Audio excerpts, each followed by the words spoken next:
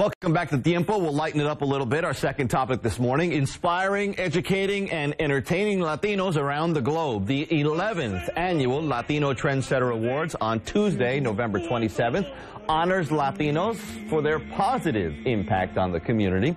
Joining us now is Juan Guillen, founder and CEO of Latin Trends, the magazine, and Richard Rodriguez from Laboratorio, Buena, Salud, co-presenter, co-sponsor of the awards. Thank you both for being with us. 11th year, man, can you believe it already? Wow. Yeah. That's, time goes quick, huh? Yes, it does. Refresh me. I mean, the goal, the mindset of when you created the Trendsetters Award was what? To honor who? Well, in a nutshell, when I was a kid growing up in Brooklyn, most of the times I saw someone that looked like me in the general media or Hollywood, it wasn't always on the positive side. Okay. So I kind of, you know, got me a little mad. I said, you know, one day I'd like to do something about it constructively in a positive light.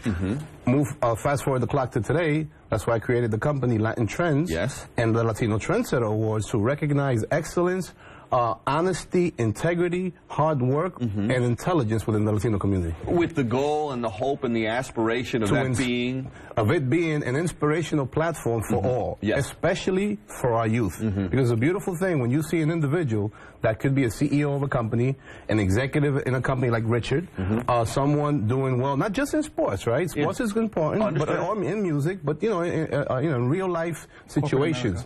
That is inspiring because that little young girl in the Bronx that could be today 5 years old or 6 years old that may not believe too much in herself, she sees TV, she sees something positive, she gets inspired. Like Sonia Sotomayor, inspired by a TV show.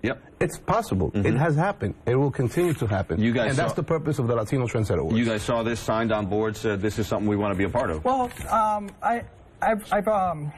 I've participated in the Trendsetters Award not as a sponsor, but as an attendee, and I saw the power that it possessed, specifically in the media side of it, and in the inspiration that it provided to the Latino community in acknowledging innovators in the community.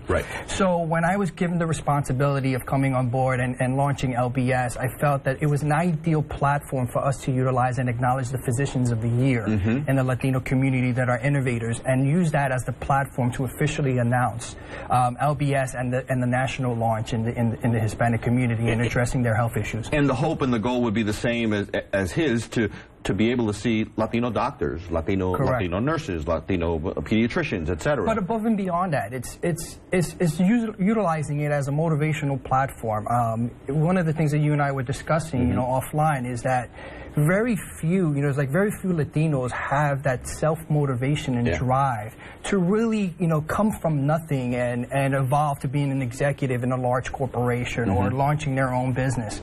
So the things that Tiempo has been doing and people like Juan Guillen are an inspiration within itself.